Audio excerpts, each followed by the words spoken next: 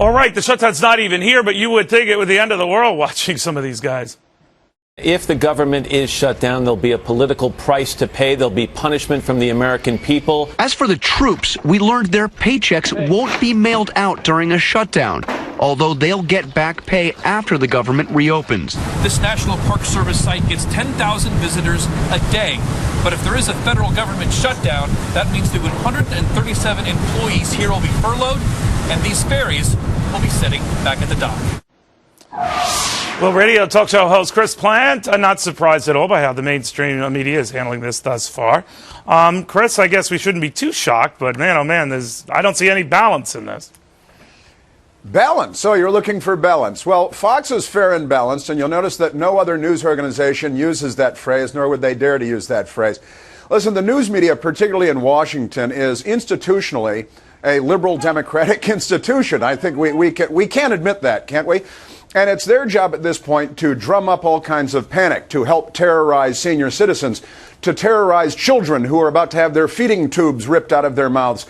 People who have to take the bus just to get their cat food aren't going to be able to get their cat food. I saw you on with Chris Hahn a little while ago. You know, the poor fella. No camping in Yosemite. We're going to see story after story if this actually closes down. And it will only close down if it will benefit the Democrats in Washington, D.C. That's the necessary precondition for a government shutdown.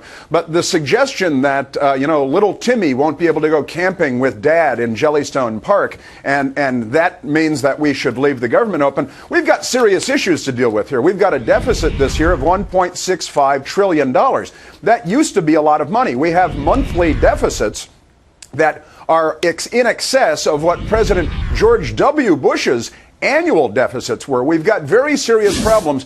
Unfortunately, with, as Chris conceded, with politicians in charge, everything has, not surprisingly perhaps, been politicized. But the news media's role in this is to be the bucket brigade for the Democrats here who are looking to instill panic and fear throughout the land, to demonize the Republicans and the terrible Tea Party. But it's bigger than that, right? I wouldn't mind any of the above, Chris, if they were doing that, if they balanced it out and said, well, in the scheme of things, anyone who thinks that this is going to lead to insolvency, it's just not going to happen. We continue paying our Treasury notes and bond holders and paying interest to them. We continue, to provide, matters of life and death support, that kind of thing. So veterans benefits, et cetera. So I guess what is lost in the sauce here is the other part of the sauce. And I would be open to this other coverage of the things that you do lose, but the bigger picture stuff of the things that you really don't.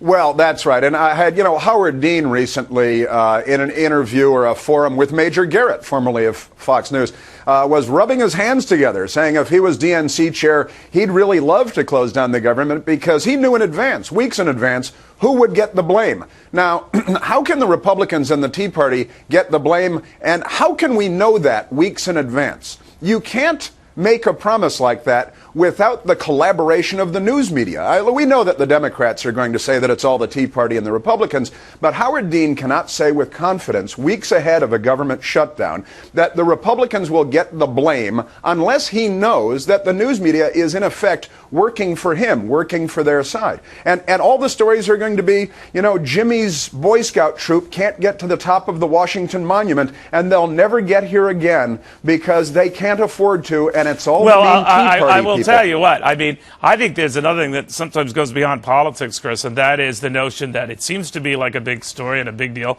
And Chris, it must be because I'm going to Washington to cover it. But leaving that aside, the reality is that nothing much happens, at least in the early stages.